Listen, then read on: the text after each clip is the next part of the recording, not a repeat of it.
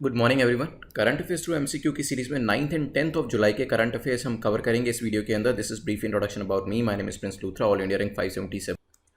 Marking scheme हमारी कुछ इस तरीके से रहेगी। अगर अपर टू ब्रैकेट्स में आपका स्कोर होता है तो उसे सेफ ब्रैकेट माना जाता है, सेफ जोन माना जाता है, और नीचे के जो दो ब्रैकेट्स हैं इसे आपको डेंजर जोन कंसीडर करना होता है। तो कोशिश यही करनी कि अगर आप डेंजर जोन में फॉल कर रहे हैं तो आपको ऊपर अपर ब्रैकेट्स में आना है। फर्स्ट क्वेश्चन पे चलते हैं आज के। फर्स्ट क्वेश्चन है which of the following countries the lands around the Persian gulf is shared by. तो क्वेश्चन पूछ रहा है कि पर्शियन गल्फ के चारों तरफ कौन कौन सी कंट्रीज है। इन चारों में से क्या बहरीन जो है वो इसके चारों तरफ, मतलब इसकी जो आपका वाटर एरिया है उसको टच करती है। What about Iran, UAE, Sudan. सोचिए इन चारों में से कौन सी कंट्रीज है, फिर इसके आंसर को डिस्कस करेंगे। चलिए देखिए, क्वेश्चन इसलिए बनाया गया क्योंकि कुवैत की नेशनल असेंबली ने एक ड्राफ्ट को अप्रूव किया है जिसके हिसाब से जो इंडियंस है वो 15% से ज़्यादा कुवैत की पॉपुलेशन का कंसिस्ट नहीं कर सकते। तो यहाँ पर क्योंकि ऑलरेडी कुवैत के अंदर काफ़ी ज़्यादा इंडियंस जो हैं वो जॉब पर्पज़ के लिए जाते हैं, और यहाँ पे अब एक लिमिट लगा दी गई है कि 15% तक ही जो इंडियंस होंगे वो उनकी टोटल पॉपुलेशन का यहाँ कंसिस्ट कर सकते हैं। नंबर जो बताया जा रहा है कि इस मूव की वजह से काफ़ी सारे इंडियंस, अराउंड 8 लाख इंडियंस को कुवैत छोड़ के वापस आना पड़ सकता है। अब ये चीज़ इसलिए ली गई है क्योंकि आपको पता है कि बहुत सारी कंट्रीज अब कोशिश करती है कि जो जॉब्स हैं उनके अपने ही लोगों को मिलें, और कोविड के टाइम पर उनको ये अपॉर्चुनिटी मिल गई है कि बाहर की कंट्री से जो लोग आए हैं उनको कोविड का एक तरीके से कोविड का सहारा लेते हुए उनको अपनी कंट्री से बाहर किया जाए। और यहाँ पर भी ये कहा गया है कुवैत ने कि बहुत सारे वायरस केसेस कुवैत के अंदर जो हैं वो बाहर की कंट्रीज़ के लोगों से आए हैं, ऐसा उनका जस्टिफिकेशन है। और इसके थ्रू ये जो पर्टिकुलर ड्राफ्ट है इसको यहाँ पे अप्रूवल दिया गया है। अब बात करते हैं कि पर्शियन गल्फ के चारों तरफ कंट्रीज़ कौन सी होती है, क्योंकि कुवैत जो था वो न्यूज़ में था, इसी वजह से हमने इसके ऊपर क्वेश्चन बनाया। जैसे यहाँ पे ईरान है, ओमान है, और नीचे यूएई है, बहरीन है, कतर है, कुवैत है। तो ये कंट्रीज़ इसके चारों तरफ आती है। तो बहरीन है, ईरान है, यूएई है। तो यहाँ पे तीन जो पहली कंट्रीज़ हैं, सूडान नहीं है, आंसर हो जाएगा आपका ए। जो मेंस के पर्सपेक्टिव से क्वेश्चन था वो भी हमने यहाँ पे इसका बैकग्राउंड डिस्कस कर लिया। अगर आपको याद हो, कुछ टाइम पहले यूनाइटेड स्टेट्स ने भी इस तरीके का स्टेप लिया था कि उन्होंने 60 डेज़ का बैन लगाया था immigrants and non immigrants workers visas के ऊपर। तो यहाँ पे इस तरीके से जो आप कह सकते हैं वेरियस कंट्रीज जो स्टैंड्स लेती रहती हैं। चलते हैं नेक्स्ट क्वेश्चन के ऊपर, which is question number second, जो कि NLEAPS के बारे में है। पूछा गया विच ऑफ द फॉलोइंग स्टेटमेंट जो है national logistic efficiency and advancement predictability and safety act के बारे में सही है। पहली स्टेटमेंट कहती है NLEAPS aims to streamline the logistic ecosystem in the country. तो हमारी कंट्री के अंदर जो लॉजिस्टिक्स का पूरा इकोसिस्टम है उसको स्ट्रीमलाइन करने के लिए है, हो सकता है। And the objective is to reduce the logistic cost from present 14% of GDP to less than 10% of GDP। और ये जो पर्टिकुलर NLEAPS है इसका टारगेट है कि लॉजिस्टिक कॉस्ट को, जो कि अभी GDP का 14% है, उसको 10% तक ले आया जाए। ये भी हो सकता है। There is no clear definition of the logistic sector in MMTG, कि अभी तक इसकी कोई भी क्लियर डेफिनेशन नहीं है MMTG के अंदर बात करें। तो सोचिए क्या आंसर होगा, फिर डिस्कस करते हैं। चलिए देखिए, अभी रिसेंटली हुआ क्या, मिनिस्ट्री ऑफ कॉमर्स जो है वो एक स्टेप लेने जा रही है। वो बेसिकली MMTG जो कि 1993 का है, इसकी फुल फॉर्म है multi modal transportation of goods act, इसको रिप्लेस करने की बात कर रही है NLEAPS से। ठीक है, तो इस वजह से पूरा इशू न्यूज़ में था। बात करी जाए NLEAPS जो है वो बेसिकली स्ट्रीमलाइन करने की कोशिश करेगा। काफ़ी कॉमन सेंस का स्टेटमेंट, बिल्कुल ठीक है। सेकंड स्टेटमेंट अगर आपने पढ़ी नहीं है तो डेफिनेटली इसका आंसर करना मुश्किल होगा, बट यहाँ पे हमारा जो टारगेट है वो बिल्कुल सही दिया है कि 14% जो GDP का खर्चा होता है अभी, उस कॉस्ट को हम 10% तक ले आएंगे। और तीसरी स्टेटमेंट जो है वो भी हमारी ठीक है। तीनों स्टेटमेंट ठीक होने की वजह से हमारा यहाँ पे कोई भी आंसर नहीं होगा, because all the statements are correct. तो यहाँ पे अगर आपने तीनों स्टेटमेंट्स ठीक करी, आपने इसको न्यूज़पेपर में पढ़ा था, तो तभी आप इसको करेक्ट कर पाए होंगे, अदरवाइज आप ऑप्शंस में ही कंफ्यूज हो गए होंगे। चलते हैं नेक्स्ट क्वेश्चन के ऊपर। नेक्स्ट क्वेश्चन पूछ रहा है which of the following statement is और आर करेक्ट। दो स्टेटमेंट्स दे रखी हैं, देखते हैं। MNREGA objective is to provide 100 days work. MNREGA का ऑब्जेक्टिव है कि 100 दिन का काम प्रोवाइड करना है, हो सकता है। गरीब Kalyan Rozgar Abhiyan objective is to provide 125 days of work pan India. तो गरीब कल्याण रोजगार अभियान के हिसाब से 125 दिन का काम देना है। अब दोनों स्टेटमेंट में से बताइए कौन सी सही है। अगर आपको याद हो, कुछ दिन पहले हमने गरीब कल्याण रोजगार अभियान के बारे में डिस्कस किया था, और वहाँ मैंने आपको बताया भी था कि कितने दिन का काम इसके अंदर देना है। अगर आपको वो फैक्ट याद है तो डेफिनेटली इस क्वेश्चन का आंसर करना आसान हो जाएगा। सोचिए क्या आंसर होगा। Next question is question number 4। पूछ रहा है which of the following agency comes up with LPI। LPI क्या है, लॉजिस्टिक परफॉर्मेंस इंडेक्स। तो LPI कौन लेके आता है, क्या IMF इसे लेके आता है, वर्ल्ड बैंक, ADB, या फिर कोई और ही एजेंसी है। सोचिए क्या आंसर होगा, फिर डिस्कस करते हैं। चलिए देखिए, एलपीआई जो है वो लेके आता है World Bank, so B is the correct answer. लेकिन इसके अंदर आपको पता होना चाहिए कि फैक्टर्स कौन कौन से होते हैं, क्योंकि क्वेश्चन में वो भी पूछा जा सकता है। सबसे पहले देखा जाता है इसके अंदर एफिशिएंसी कितनी है, एफिशिएंसी ऑफ क्लियरेंस प्रोसेस, कितनी जल्दी क्लियरेंस किया जाता है। क्वालिटी ऑफ ट्रेड देखा जाता है इसके अंदर, ये एक और फैक्टर कंसीडर किया जाता है, क्योंकि 6 फैक्टर्स के बेसिस पे इसे कंक्लूड किया जाता है, कंप्यूट किया जाता है। देन देखा जाता है ease of arranging competitively priced shipment, तो प्राइस जो हो गया तीसरा फैक्टर होता है। देन इसके बाद एक फैक्टर होता है लॉजिस्टिक सर्विस, क्वालिटी कैसी है उसकी।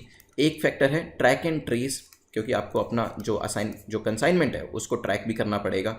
देन देखा जाता है टाइमलीनेस। ये 6 फैक्टर्स के बेसिस पे एलपीआई जो है वो कंक्लूड किया जाता है, कंप्यूट किया जाता है। तो आंसर हमारा हो जाएगा यहाँ पे बी।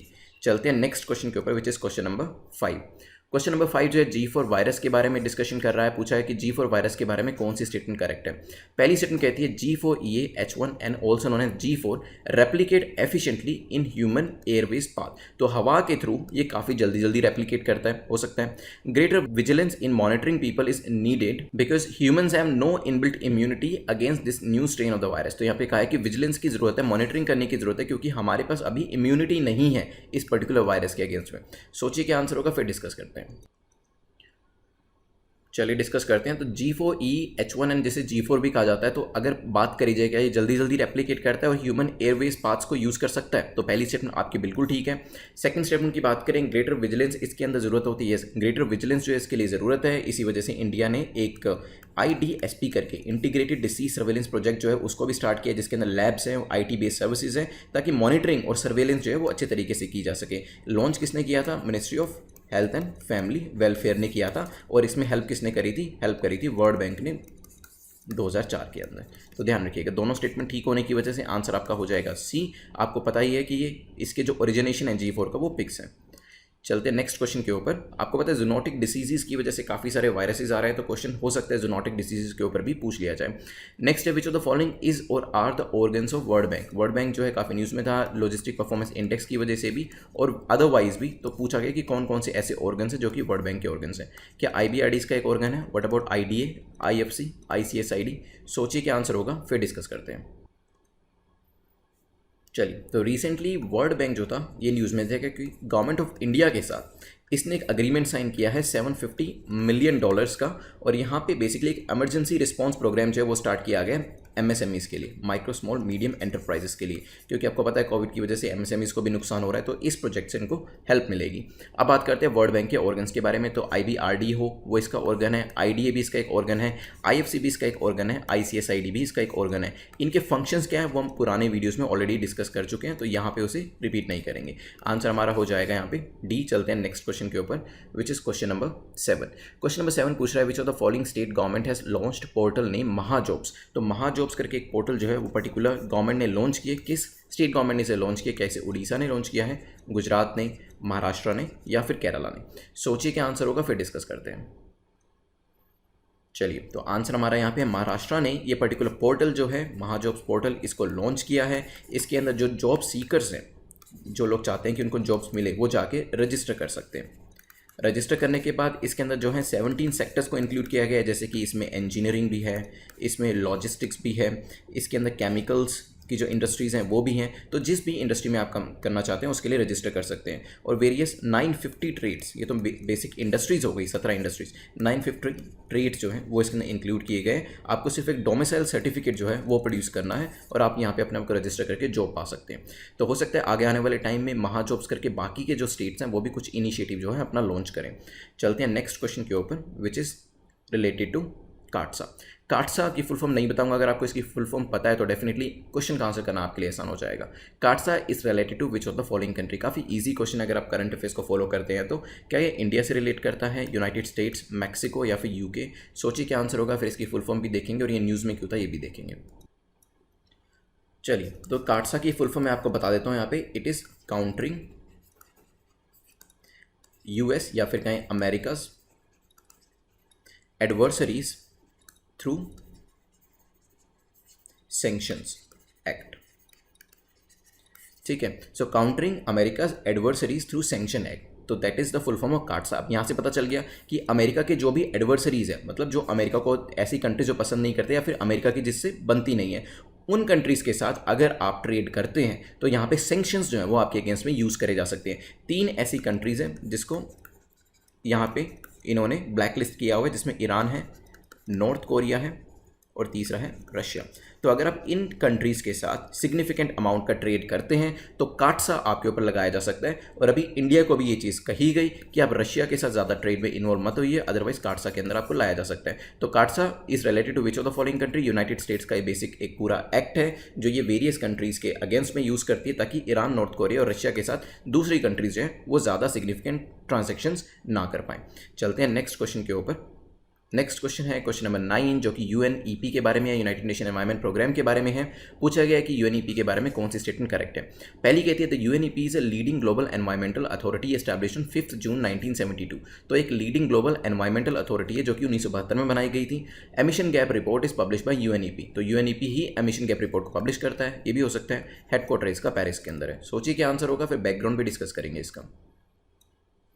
चलिए देखिए, जूनोटिक डिसीजेस के बारे में डिस्कस कर रहे थे और अभी UNEP इसी की वजह से न्यूज़ में था, क्योंकि UNEP ने ILRI that is international livestock research institute के साथ मिलकर एक रिपोर्ट निकाली, जिसमें कहा गया, फाइंडिंग्स में ये कहा गया कि 60% नॉन इन्फेक्शस डिसीजेज जो ह्यूमंस के अंदर होती है वो जो है वो जूनोटिक होती है, मतलब वो एनिमल से डिराइव्ड होती हैं। और 75% of all the disease, all emerging infectious diseases जो है वो भी एनिमल्स की वजह से होती है, ये इस रिपोर्ट में बताया गया है। इसलिए UNEP के ऊपर क्वेश्चन पूछा गया। UNEP एमिशन गैप रिपोर्ट लेके आती है, बिल्कुल ठीक है। क्या ये 1972 में बनाई गई थी और ग्लोबल लीडिंग एनवायरमेंटल अथॉरिटी है, ये भी बिल्कुल ठीक है। लेकिन इसका जो हेडक्वार्टर है वो कहाँ पर है? Headquarter is in Nairobi. Nairobi कहाँ पर है, ये अब किस कंट्री में है, ये मेरे को आप बताइएगा। चलते हैं नेक्स्ट क्वेश्चन के ऊपर। यहाँ पे आंसर हमारा फिलहाल B है। आज के लास्ट क्वेश्चन पे चलते हैं। लास्ट क्वेश्चन हमारा जो है वो कह रहा है कि which of the following statement is और are correct about 4th edition of virtual ministerial on climate action. तो ये जब मीटिंग करी गई virtual ministerial climate action 4th edition इसका किया गया, इसके बारे में 3 स्टेटमेंट्स दे रखे हैं। पहली कहती है it is organized under UNFCCC, United Nation framework convention on climate change के अंडर में इसे ऑर्गेनाइज किया जाता है। It was co chaired by India, इसे इंडिया को चेयर कर रहा है। The developed countries had promise to provide $1 trillion by 2020। इसके अंदर जो डेवलप कंट्रीज हैं उन्होंने प्रॉमिस किया कि वो $1 ट्रिलियन तक बाय 2020 प्रोवाइड करेंगे। सोचिए क्या आंसर होगा, फिर डिस्कस करेंगे।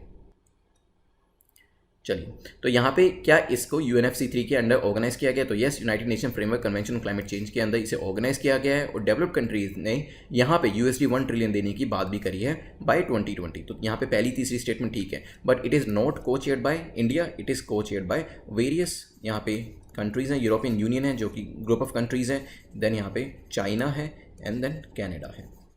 तो तीनों ने इसको को-चेयर किया है। तो यहाँ पे आंसर हमारा हो जाएगा B, क्योंकि पहली और तीसरी स्टेटमेंट हमारी ठीक है, सेकंड स्टेटमेंट हमारी गलत है।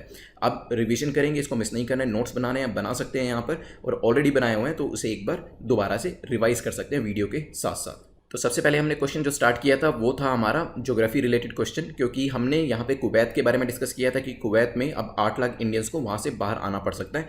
जो कंट्रीज़ पर्शियन गल्फ को टच करती है, हमने देखा था बहरीन, ईरान, UAE है, सूडान इसमें नहीं है। बाकी कंट्रीज़ जो है कतर, वो भी आपको पता होना चाहिए, ओमान भी टच कर रहा है, ऊपर कुवैत भी टच कर रहा है।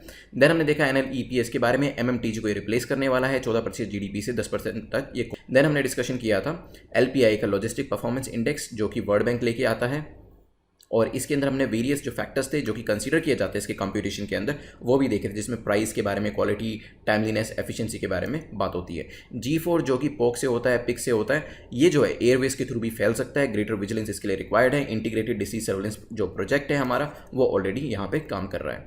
देन हमने देखा था इसके बाद वर्ल्ड बैंक के बारे में, क्योंकि वर्ल्ड बैंक ने अभी गवर्नमेंट ऑफ इंडिया के साथ एक प्रोजेक्ट साइन किया है MSMEs के लिए, और ये जो चारों थे ये वर्ल्ड बैंक के ऑर्गन्स है। फिर हमने महाजॉब्स के बारे में देखा था, एक पोर्टल लॉन्च किया गया महाराष्ट्र गवर्नमेंट के द्वारा, जिसमें 17 सेक्टर्स को इंक्लूड किया गया है। 950 ट्रेड्स हैं, जिसके अंदर डोमिसाइल सर्टिफिकेट दे के अपने आप को रजिस्टर करके यहाँ पे जॉब को पाया जा सकता है, और बाकी के स्टेट्स भी हो सकते हैं आगे आने वाले टाइम में इस तरीके का स्टेप लें।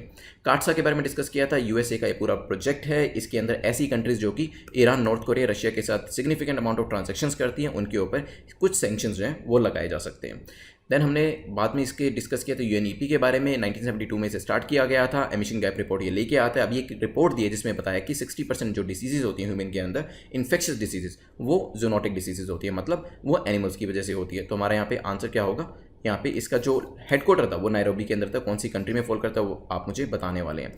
लास्ट क्वेश्चन हमने देखा था 4th edition of virtual ministry on climate action. इसमें हमने देखा था कि को चेयर इसे इंडिया नहीं कर रहा है, इसे को चेयर कर रहे हैं European Union, China and Canada. Developed countries 1 trillion by 2020 देने वाली हैं, UNFCCC के अंदर ये कंडक्ट किया जाता है। तो आपने आई होप अपने नोट्स बना लिए होंगे, रिवाइज भी अच्छे से कर लिया होगा। इसको आपको मल्टीपल टाइम रिवाइज करना है एग्जाम से पहले, ताकि आप इस चीज़ को अच्छे से याद।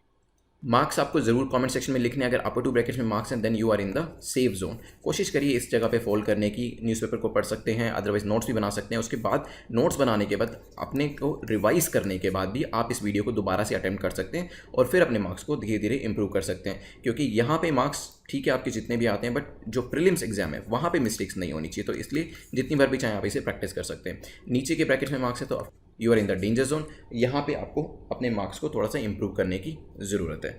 इसके अलावा आप कोई भी आपका डाउट होता है तो वो आप मुझसे टेलीग्राम पे पूछ सकते हैं, कोई भी आपको मैसेज सेंड करना है वो भेज सकते हैं। You can subscribe this channel, bell icon को प्रेस कर दीजिएगा ताकि आपको नोटिफिकेशंस मिलते रहें जब भी वीडियो अपलोड किया जाता है। थैंक